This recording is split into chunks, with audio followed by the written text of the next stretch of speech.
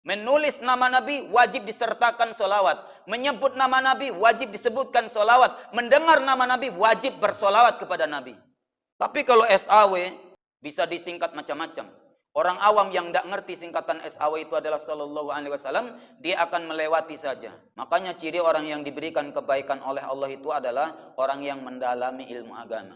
May yuridillahu bihi khairan yufaqihu fiddin. Siapa yang dipilih oleh Allah untuk diberikan kebaikan, maka akan senantiasa dipahamkan dalam urusan agama. Cinta kepada pengajian, cinta kepada agama. Terus mempelajarinya. Jadi di antara kita yang senang mendengarkan pengajian yang sunnah, itu ciri orang yang diberikan kebaikan. Jadi kalau tidak dipilih oleh Allah kebaikan, mereka memang tidak suka mendengarkan pengajian. Itu saja kuncinya. Bismillahirrahmanirrahim. Assalamualaikum warahmatullahi wabarakatuh. Alhamdulillahilladzi nahyana ba'dama amatana wa ilaihin nusur. Asyhadu an la ilaha illallah wahdahu la syarikalah wa asyhadu anna Muhammadan abduhu wa rasuluh. Allahumma salli wa sallim wa barik ala nabiyyina Muhammad wa ala alihi wa ashabihi ajma'in wa man tabi'ahum bi ihsanin ila yaumiddin. Faqala Allah Ta'ala a'udzu billahi minasyaitonir rajim ya ayyuhalladzina amanu taqullaha haqqa tuqatih wa la tamutunna illa wa antum muslimun. Hadirin hamba Allah sidang jamaah subuh rahimani wa rahimakumullah. Kembali kita bersyukur kehadirat Allah Subhanahu wa taala dengan senantiasa mengucapkan alhamdulillahi rabbil alamin. Salawat serta salam senantiasa kita mohonkan kehadirat Allah, kiranya tetap diberikan kepada arwah junjungan Nabi kita Nabi Muhammad sallallahu alaihi wasallam. Allahumma salli wa sallim wa barik ala nabiyyina Muhammad wa ala alihi wa sahbihi ajma'in. Bapak Ibu, hamba Allah sidang jamaah subuh rahimani wa rahimakumullah. Rasulullah sallallahu alaihi wasallam bersabda dalam hadis yang diriwayatkan oleh Imam Ibnu Majah, dan hadis ini dinyatakan hasan. Derajat hadis yang boleh kita amalkan hanya ada dua. Pertama sahih, kedua hasan. Adapun dhaif itu tidak boleh kita amalkan, kecuali sebagian ulama yang membolehkan jika hadis itu ada korelasinya dengan hadis-hadis yang sahih, pendukung hadis-hadis yang sahih, atau hadis itu hanya memotivasi untuk beramal, untuk beribadah, hadis-hadis yang berkaitan dengan semangat. Akan tetapi hadis tentang amaliyah, baik itu ibadah mahdoh maupun ibadah ghairu mahdoh, itu tidak boleh diambilkan dari hadis-hadis dhaif. Kalau hanya sekedar motivasi untuk mengantarkan manusia beribadah kepada Allah, maka boleh dengan hadis-hadis dhaif. Namun kalau untuk dasar beramal yang akan diamalkan, itu tidak boleh menggunakan hadis-hadis dhaif. Bapak Ibu, hadis ini derajatnya hasan. Rasulullah sallallahu alaihi wasallam bersabda, "Inna minan nasi mafatihal lil khair, maghaliqa lisyarri." Sesungguhnya ada sebagian manusia yang dijadikan oleh Allah Subhanahu wa taala sebagai perintis-perintis, pembuka-pembuka, penyebab-penyebab datangnya berbagai macam kebaikan, sekaligus sebagai usaha untuk menutup berbagai macam pintu-pintu kejahatan atau pintu-pintu keburukan. Wa inna minan nasi mafatihal syarri maghaliqa lil khairi. Dan sebagian manusia ada yang dijadikan oleh Allah Subhanahu wa taala sebagai wasilah, sebagai sebab munculnya berbagai macam kejahatan, sekaligus untuk menolak atau menutup pintu-pintu kebaikan. Fatuba liman ja'alallahu mafatihal khair ala yadaihi. Maka sangat beruntunglah bagi orang-orang yang dijadikan asbab, dijadikan wasilah untuk munculnya berbagai macam kebaikan melalui usaha tangannya, melalui usaha jerih payahnya. Maka dia diberikan pahala sebanyak pahala orang-orang yang mengamalkan sunnah tersebut setelahnya, walaupun dia sudah mati. Wa wailun liman ja'alallahu mafatihasy syarri ala yadayhi, dan celakalah bagi orang-orang yang dijadikan oleh Allah Subhanahu wa taala menjadi sebab pembuka pintu-pintu kejahatan, pintu-pintu keburukan atas usaha tangannya. Dalam hadis yang lain, hadis sahih riwayat Muslim, Rasulullah sallallahu alaihi wasallam bersabda, "Man da'a ila huda kana lahu minal ajri mislu ujuri man tabi'ahu." Siapapun yang menyeru kepada kebaikan, berusaha mengajak manusia untuk taat kepada Allah, mengajak manusia untuk lebih paham dengan agama Allah, maka dia diberikan balasan pahala sebanyak orang-orang yang diajak, sebanyak orang-orang yang ikut, sebanyak orang-orang yang terpengaruh, sebanyak orang-orang yang terbawa. La yanqusu dzalika min ujurihim syai'a. Yang demikian itu tanpa mengurangi pahala orang-orang yang diajak, tanpa mengurangi pahala orang-orang yang ikut, tanpa mengurangi pahala orang-orang yang beramal, yang terpengaruh atau yang mendapatkan manfaat dari ajakannya itu. Wa man da'a ila dolalati kana alaihi minal ismi mislu asami man tabi'ahu. Dan barang siapa yang mengajarkan atau menyeru atau mengajak kepada kejahatan, kepada kesesatan, kepada kelalaian, maka dia pun diberikan dosa-dosa sebanyak dosa-dosa orang yang telah mengikutinya, sebanyak dosa-dosa orang yang terpengaruh olehnya, sebanyak dosa-dosa orang yang lalai akibatnya. La yanqusu dzalika min athamihim syai'a. Yang demikian itu tanpa mengurangi dosa-dosa mereka sedikit pun. Rawahu Muslim. Hadis ini diriwayatkan oleh Imam Muslim. Kemudian hadis berikutnya, man dalla ala khairin falahu mislu ajri fa'ilihi. Siapa saja yang telah berusaha menebarkan kepada kebaikan, mengajarkan kebaikan, menunjukkan kebaikan kepada seseorang, maka dia diberikan pahala sebesar pahala orang yang mengamalkan kebaikan tersebut. Hadis riwayat Imam Muslim. Hadis berikutnya, man sanna fil Islam sunnatan hasanatan falahu ajruha wa ajru man amila biha ba'dahu. Siapa saja yang menghidupkan sunnah di dalam syariat Islam, mengajarkan sunnah di dalam syariat Islam, min ghairi ayyan qusa min ujurihim syai'. Yang demikian itu tidak mengurangi pahala orang-orang yang telah mengamalkan sunnah di dalam Islam tersebut sedikit pun.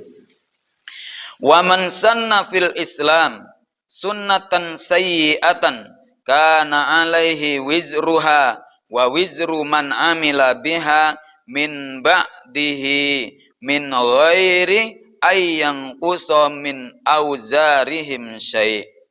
Siapa saja yang mengajarkan sunnah atau kebiasaan yang buruk di dalam Islam, maka dia diberikan dosa-dosa sebanyak dosa-dosa orang-orang yang mengamalkan sunnah keburukan itu atau kebiasaan keburukan itu setelahnya. Yang demikian itu tanpa mengurangi dosa-dosa mereka sedikit pun. Rawahu Muslim. Hadis riwayat Imam Muslim. Rasulullah sallallahu alaihi wasallam bersabda, man ahya sunnatan min sunnati.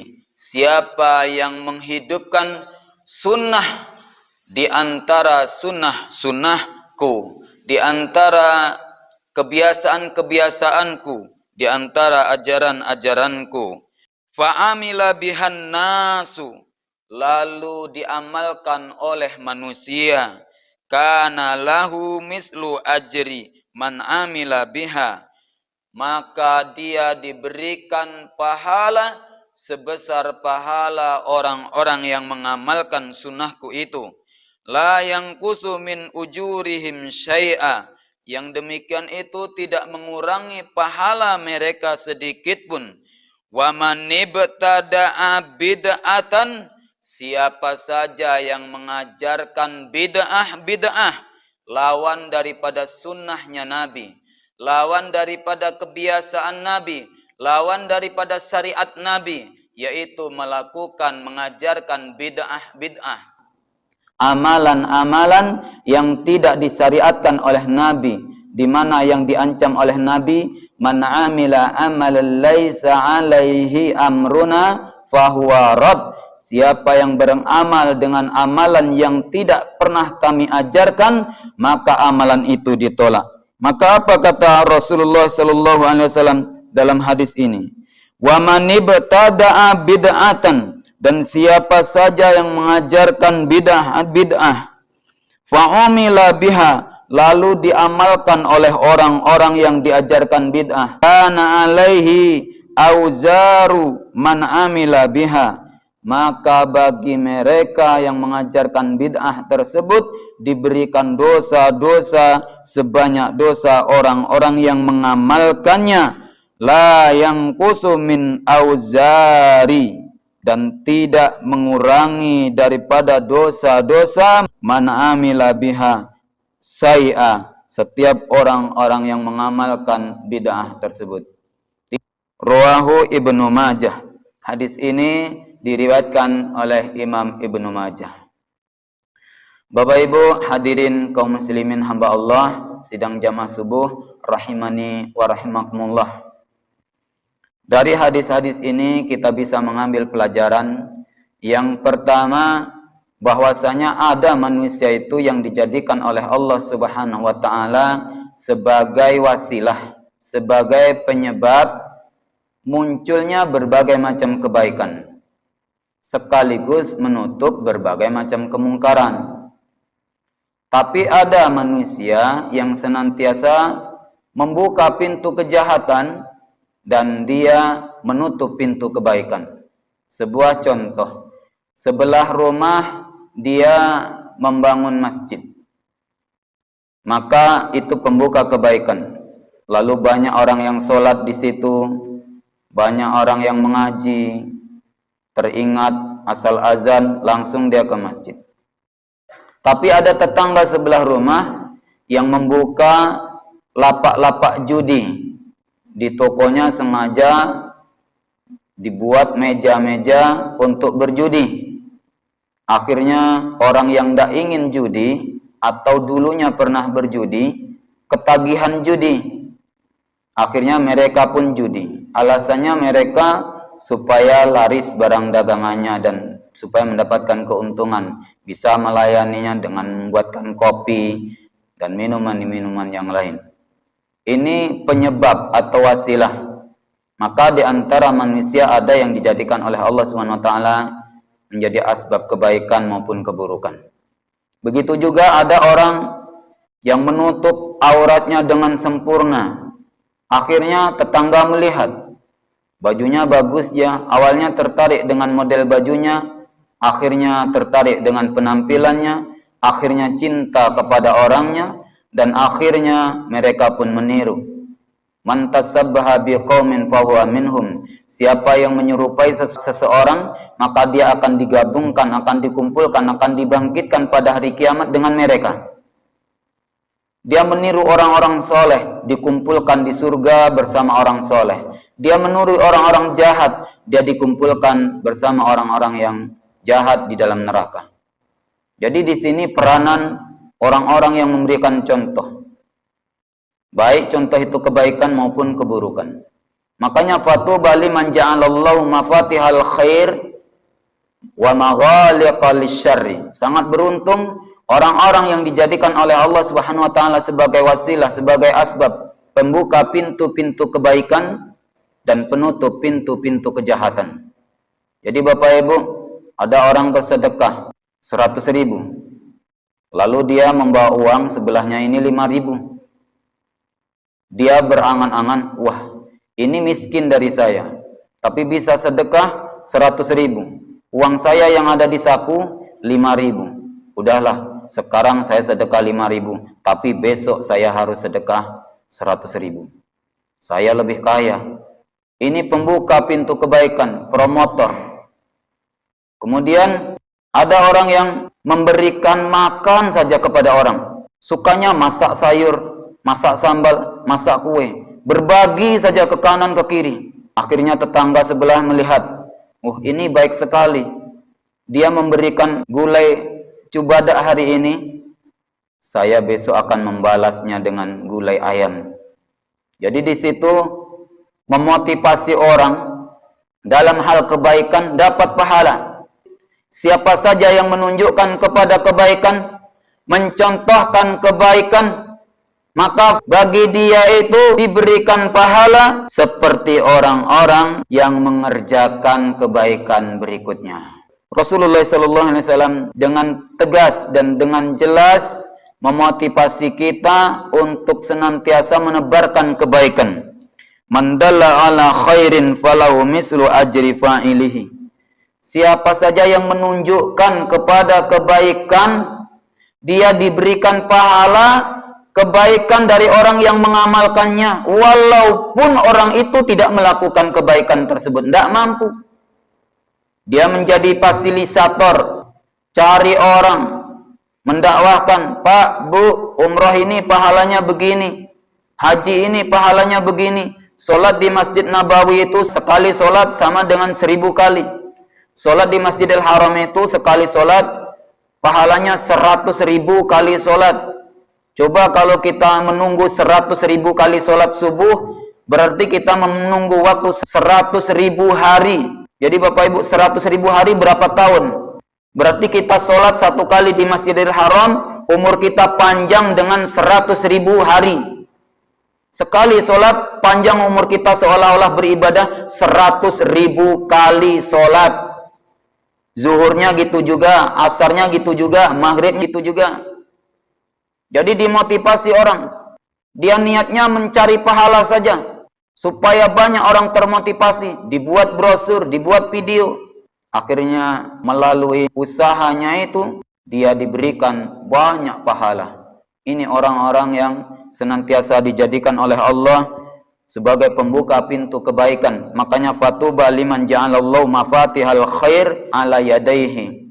Beruntunglah bagi orang-orang yang dijadikan pembuka pintu-pintu berbagai macam kebaikan melalui usaha-usahanya, melalui jerih payahnya. Bapak Ibu bisa juga berdakwah mendapatkan pahala lebih banyak dari pahala ustadz. Ibu bisa mendapatkan pahala Ustadz Khalid Basalamah, bisa mendapatkan pahala Ustadz Syafiq Reza, pahala dakwahnya. Bapak Ibu bisa mendapatkan pahala dari Ustadz-Ustadz sunnah. Dan Bapak Ibu juga bisa mendapatkan dosa-dosa bid'ah dari para penyebar bid'ah. Melalui satu jari, nonton video bid'ah, Ibu Bapak share. Lihat aurat wanita nyanyi cantik, Ibu Bapak share. Melihat rambut saja kita, itu dosa besar laki-laki. Apalagi melihat cewek yang cantik, itu dosa besar. Jadi orang yang share itu, orang-orang yang manda'a ila dolalah, menyebarkan kejahatan, dolalah kepada kesesatan. Melalui tangan ini bisa dapat pahala, melalui tangan ini bisa dapat dosa. Jadi untuk mengetahui ini pahala, ini dosa, ini baik, ini bermanfaat, ini tidak bermanfaat, itu ilmu. Makanya ciri orang yang diberikan kebaikan oleh Allah itu adalah orang yang mendalami ilmu agama. May yuridillahu bihi khairan yufaqihu fiddin. Jadi kalau Bapak Ibu senang mendengarkan ceramah, senang duduk di masjid, senang buka-buka YouTube yang sunnah, benci dengan YouTube yang bid'ah, benci dengan YouTube yang maksiat, maka itu tanda Bapak Ibu dipilih oleh Allah, diberikan kebaikan oleh Allah. Bersyukurlah, may yuridillahu bihi khairan yufaqihu fiddin. Siapa yang dipilih oleh Allah untuk diberikan kebaikan, maka akan senantiasa dipahamkan dalam urusan agama. Cinta kepada pengajian, cinta kepada agama, terus mempelajarinya. Jadi di antara kita yang senang mendengarkan pengajian yang sunnah, itu ciri orang yang diberikan kebaikan.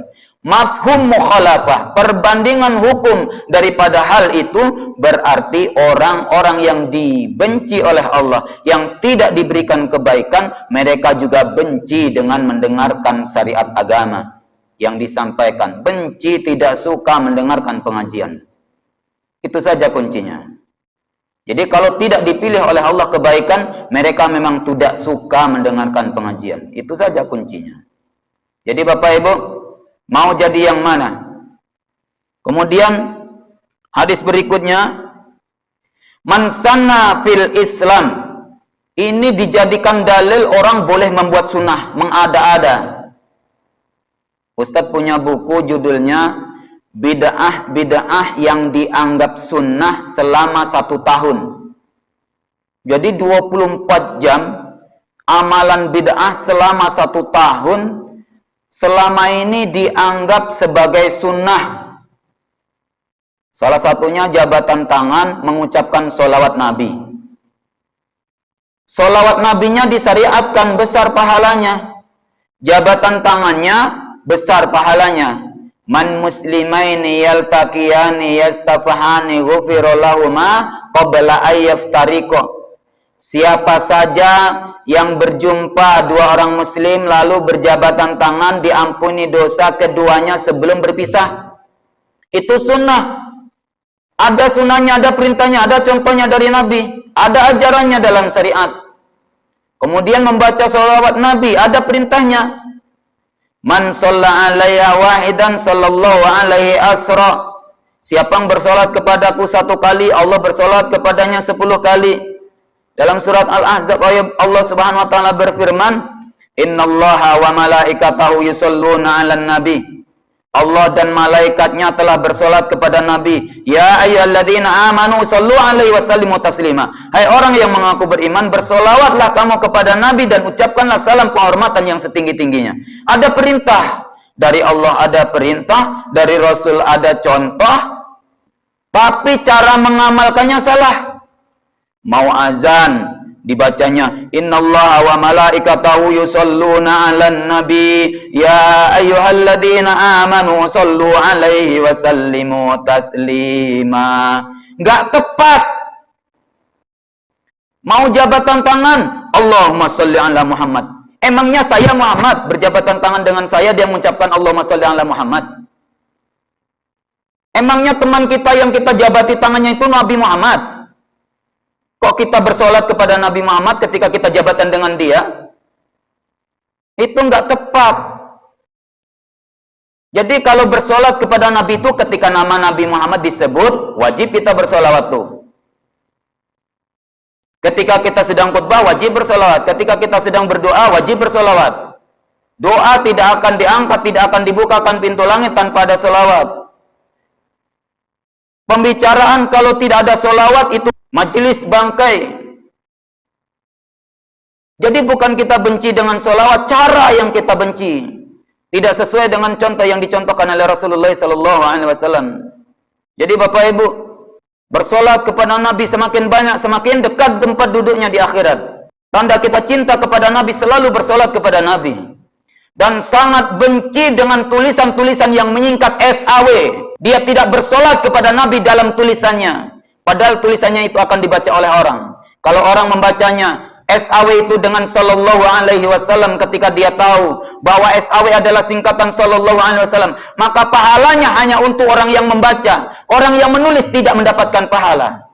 Karena dia hanya menyingkat SAW. Coba kalau tulisan itu langsung sallallahu alaihi wasallam, lalu dibaca oleh orang yang membaca sallallahu alaihi wasallam, orang yang menulis berarti mendapatkan pahala sholawat dari tulisannya itu. Berarti dia telah bersolawat kepada Nabi, dibaca di Twitter, dibaca di Facebook, dibaca di Google oleh jutaan manusia hari itu, berarti dia telah bersolawat kepada Nabi jutaan kali. Nah, itu yang perlu kita dudukkan, yang perlu kita pahami.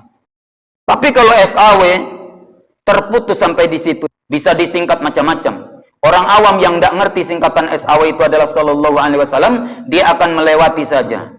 Menulis nama Nabi wajib disertakan solawat. Menyebut nama Nabi wajib disebutkan solawat. Mendengar nama Nabi wajib bersolawat kepada Nabi.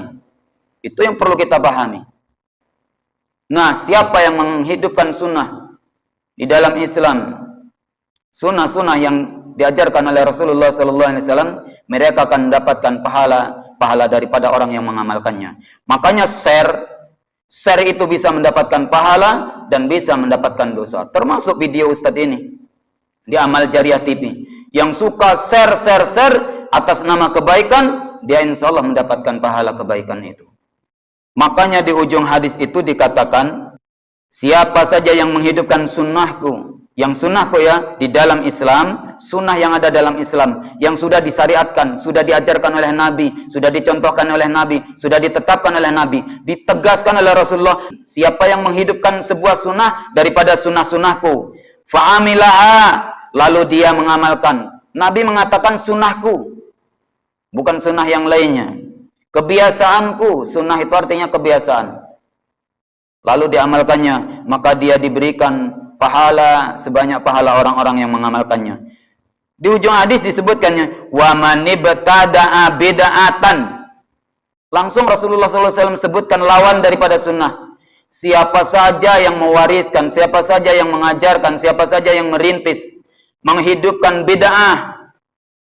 Jadi Bapak Ibu, di sini dikatakan siapa saja yang menghidupkan, mewariskan, mengajarkan bid'ah berarti lawan daripada sunnah Nabi Sallallahu Alaihi Wasallam, maka dia akan diberikan dosa-dosa sebanyak orang-orang yang hadir dalam majelis bid'ah itu, menebarkan undangan untuk mengadakan peringatan ini segala macamnya. Panitianya mendapatkan dosa sebanyak orang yang datang. Bayangkan, bukan pahala tapi dosa. Rencana berbuat kebaikan tetapi ternyata itu adalah dosa yang tanpa mereka sadari. Oleh karena itu Bapak Ibu, ini sebagai dasar-dasar bagi kita untuk menjadi pelajaran ya. Pengurus masjid itu kalau niatnya baik, insya Allah mendapatkan pahala dari kebaikannya. Tapi kalau umpamanya berniat baik saja tanpa ilmu, dia akan terjerumus atau rawan terhadap perbuatan-perbuatan dosa dan maksiat, justru mengotori masjid. Masjid itu harusnya untuk mengamalkan amalan-amalan yang diajarkan Nabi, ternyata mengamalkan amalan-amalan yang bertentangan dengan syariat Nabi. Ini yang perlu kita pahamkan. Ada orang sholat masih juga membuka telapak tangan, itu salah. Ada orang yang sholat masih juga mengucapkan Sami Allahu liman hamidah ketika imam Sami Allahu liman hamidah, itu salah. Sudah kita sampaikan. Jadi itu mohon jangan dilakukan lagi. Ada orang yang sholat masuk masjid tidak memakai sutroh sholatnya, itu salah. Jangan dilakukan lagi. Sutroh itu dinding, orang duduk, tiang, tas yang kita pasang.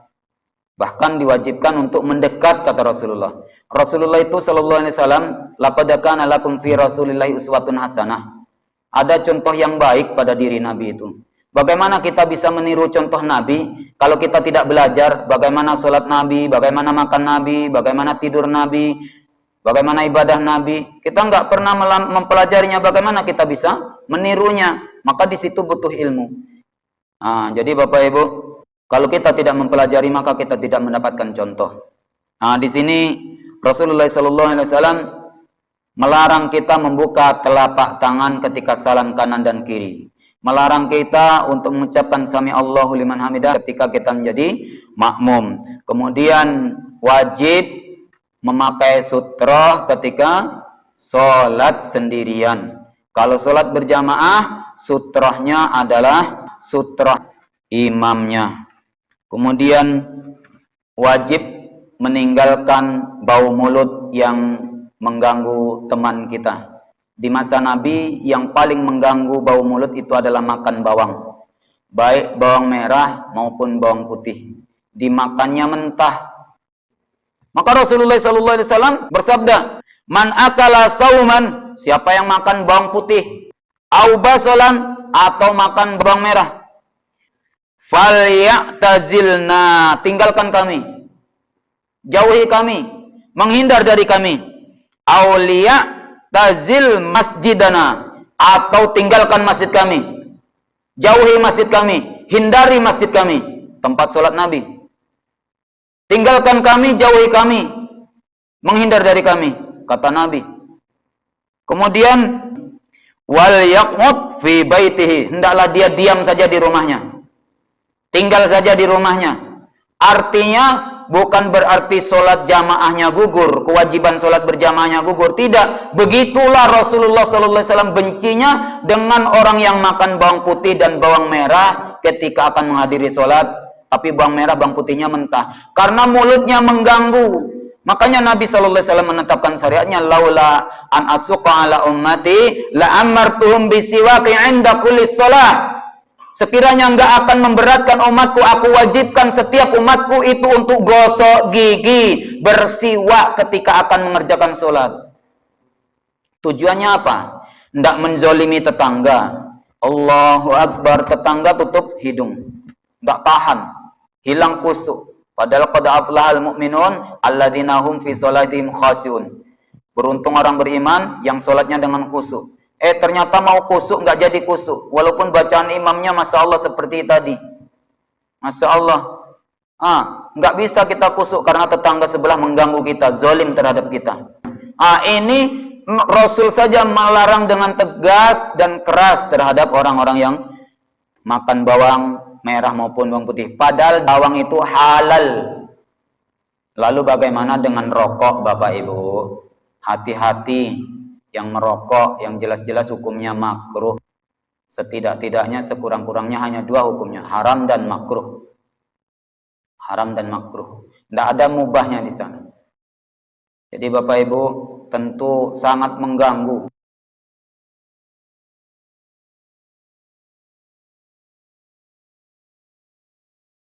Apa yang paling panjang yang kita hafal? Hafal Al-Baqarah, baca surat Al-Baqarah. Dan niatkan akan menamatkan surat Al-Baqarah. Pokoknya saya akan menamatkan surat Al-Baqarah ini sampai imam ruku. Kalau kedulan imam ruku, saya akan ikut ruku. Karena ada sebab. Mau namatkan Al-Baqarah, kiranya imamnya sudah ruku, tuh nggak jadi. Alif lam mim, dzalikal kitabu la raiba fi. Allahu Akbar, kata imam. Tuh kita ruku. Karena innama ju'ilal imamu liyu'tama bihi idza kabara fakabiru wa la tukabiru hatta yukabira wa idza raka'a farka'u wa la tarka'u hatta yarka'a. Imam dijadikan untuk diikuti. Apabila imam sudah bertakbir, segera bertakbir. Jangan bertakbir mendahului imam. Kemudian apabila imam sudah ruku, maka rukulah, dan janganlah engkau ruku sebelum imam sempurna ruku. Berarti kita harus ruku mengikuti imam. Walaupun alif lam mim dzalikal kitabu la raiba fih, baru gitu.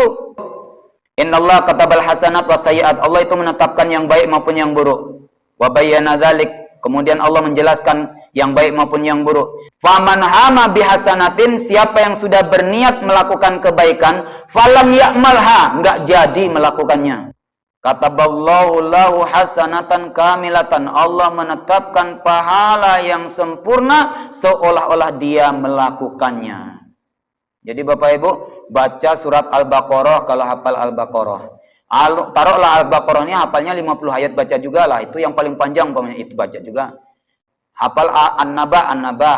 Yang paling panjang lah. Asar begitu juga. Kalau kita sebagai makmum. Kalau sebagai imam jangan coba-coba. Idza shalla ahadukumun nasa falyukhaffif. Apabila kamu sholat jadi imam bagi manusia, maka peringkaslah, peringanlah. Jadi jangan panjang-panjang. Imam kola mendapatkan pahala jamaahnya. Jamaahnya cerdas. Baca surat Al-Baqarah. Baca surat An-Naba. Macam-macam jamaahnya yang hafiz Al-Quran. Baca, dia ingin menamatkan sekian-sekian. Imamnya cerdas. Saya sholat harus ringan. Dia baru mulai Al-Fatihah. Saya nggak mau memberat-beratkan. Selesai Al-Fatihah, dia baru mulai membaca ayat panjang. Baru mulai 2 ayat, 3 ayat. Saya segera ruku. Saya baca pendek aja lah. Sebagai imam, baca surat Al-Ikhlas, Al-Falaq, An-Nas, atau Al-Lahab, atau At-Takasur, atau Al-Kautsar.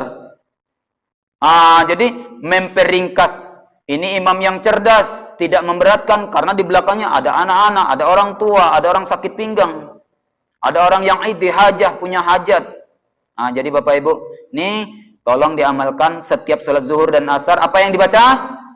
Surat yang paling panjang supaya kita mendapatkan pahalanya. Kecuali jadi imam, kalau imam pilihlah ayat yang pendek, jangan memberatkan makmumnya. Supaya tujuan makmum tercapai, tetap mendapatkan pahala yang besar tanpa susah payah, tanpa berat-berat. Nah itu. Jadi imam mendapatkan pahala seluruh makmum. Kurang dan lebihnya mohon maaf. Akhiru kalam. Wallahu ta'ala a'lam. Subhanakallahumma wa bihamdik. Asyhadu an la ilaha illa anta. Astaghfiruka wa atubu ilaik. Assalamualaikum warahmatullahi wabarakatuh.